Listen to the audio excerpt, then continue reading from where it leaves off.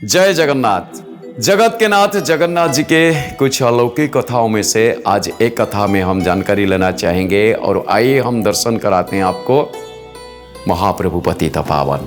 मुख्य दरवाजा में जगन्नाथ मंदिर जब जाओगे, मुख्य दरवाजा पूर्व दरवाजा, ईस्ट फेसिंग जो पूर्व दिशा में है जो दरवाजा है, उस दिशा के पास में एक बड़ा सा अच्छा सा मूर्ति आप देखोगे, बिल्कुल जगन्नाथ जी की तरह। अंदर जगन्नाथ जी जैसे मंदिर के अंदर आप जाओगे, रत्न सिंहासन में देखोगे कितने भगवान बैठे हैं मूर्ति, जानते हैं आप? मंदिर के अंदर जगन्नाथ, बलभद्र, सुभद्रा, सुदर्शन, लेकिन वहां 7 मूर्तियां बैठे हैं। कौन कौन? जगन्नाथ, बलभद्र, सुभद्रा, सुदर्शन और भूदेवी, श्रीदेवी, माधव। ये 7 मूर्तियां रत्न सिंहासन में बैठे हुए। तो जगन्नाथ जी के रत्न सिंहासन में मुख्य आकर्षण होता है जगन्नाथ जी के। जैसे ही जगन्नाथ जी को आप देखोगे, जिस तरीका से देखने जाएंगे, हमें मिलेंगे देखने के लिए, बिल्कुल उसी तरह, बिल्कुल मेन दरवाजे में पूर्व दिशा की ओर बैठे हुए हैं। इनका नाम है पतित पावन। पतित पावन, जैसे आप सुबह सुबह जय जगन्नाथ टीवी में देखते हैं आप, बिल्कुल मंदिर के अंदर जैसे महाप्रभु जी बेस श्रृंगार होते हैं, सारे हृदय पदक लगाते हैं, पल्लव लगाते हैं, और एक ये सबसे बड़ी चीज है नथनी। मंदिर में आप जाओगे देखोगे ना, यहां पे नथनी लगाते हैं। कौन? जगन्नाथ जी। वो तो अभी तक उनको कोई, ये लेडीज या जेंट्स है, इसको कोई नहीं बता पाया। वो शक्ति तत्वों में भी पूजा पाते हैं, वैष्णव तत्वों में भी पूजा पाते हैं, सारे तत्व का तत्व वो है जगन्नाथ। तो भक्तों को उद्धार करने के लिए वो बैठे हुए बिल्कुल बाहर। आप जैसे जगन्नाथ मंदिर में किसी कारण के लिए नहीं जा पाओगे, कोई अशौच हो गया, कोई माँ लोग वैसे भी नहीं जा पाएंगे, वो बाहर खड़े हैं, तो बाहर खड़े हैं तो किसको देखेंगे? पतित पावन भगवान जी के दर्शन करेंगे। और ज्यादा से ज्यादा जगन्नाथ जी के दर्शन करने में जितने पुण्य है, पतित पावन भगवान को दर्शन करने में भी इतने पुण्य है। तो आपके मन में यह शंका आया होगा कि तो किस पतित को इन्होंने उद्धार किए? राजा रामचंद्र देव, उनके लिए ही वो वहां बैठे। सबसे पहले एक राजा, यहां पहले मुगल साम्राज्य थी, मुगल सम्राट जितने, वो लोग बहुत तकलीफ में पहुंचाए हैं मंदिर को। एक मुसलमान का राजा आक्रमण करने के लिए अचानक घोषित कर दिया, युद्ध यहां हुआ, राजा बंदी हो गए। रामचंद्र देव, राजा रामचंद्र देव जब बंदी हो गए मुगल साम्राज्य के टाइम में, क्योंकि उनका कोई सेनापति जो राइट हैंड था वो उनको धोखा दिया, कटक बारवटी में बंदी रह गए।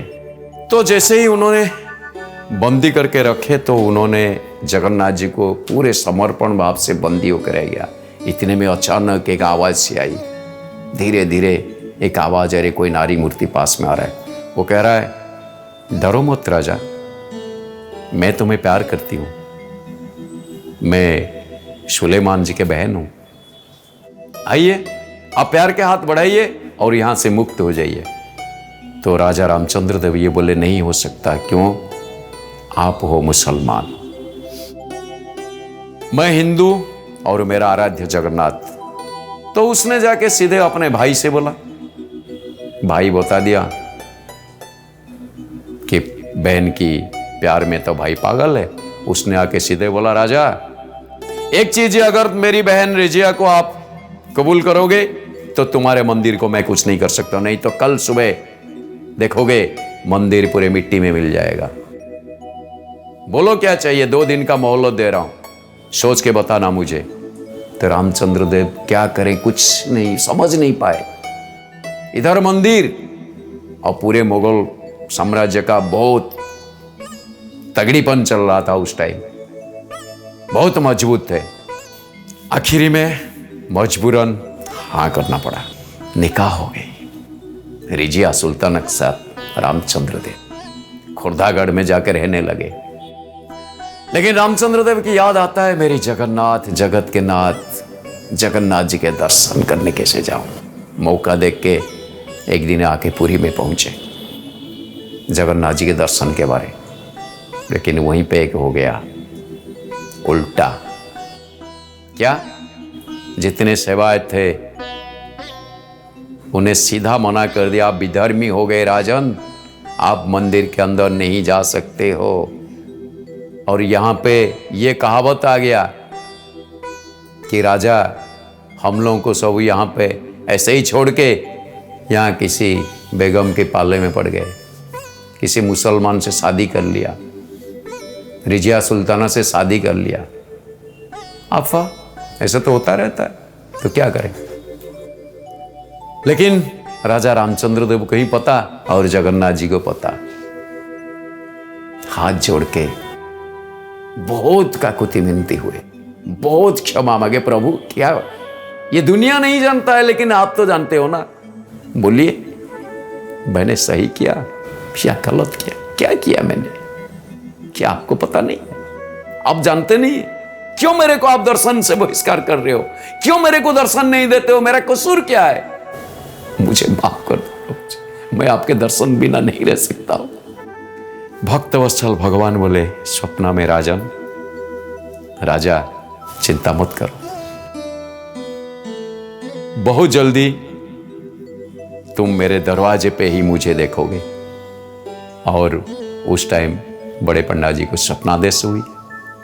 स्वप्नादेश के बाद फिर ऐसे हुआ, सेवक लोग मिलके 1 लाख, जानते हैं ना, जो लाख के मूर्ति प्रस्तुत करके, लाख में जैसे हम अगुर लाख पूजा में लगाते हैं उसी चीज में मेन दरवाजे में, हाँ, मूर्ति तैयार हो गया।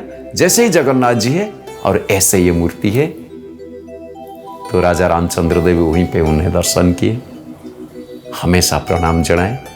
तो उसी दिन से ये पतित पावन भगवान बैठे हुए सिंहदार दरवाजा में, और मंदिर के अंदर जैसे ही वो वेश श्रृंगार होते हैं ऐसे ही इनका वेश श्रृंगार, जैसे ही द्वार खुलने के बाद उनका भी द्वार खुलता है, जैसे वहाँ आरती होती है मंगल आरती, ऐसे ही मंगला आरती यहाँ भी होती है।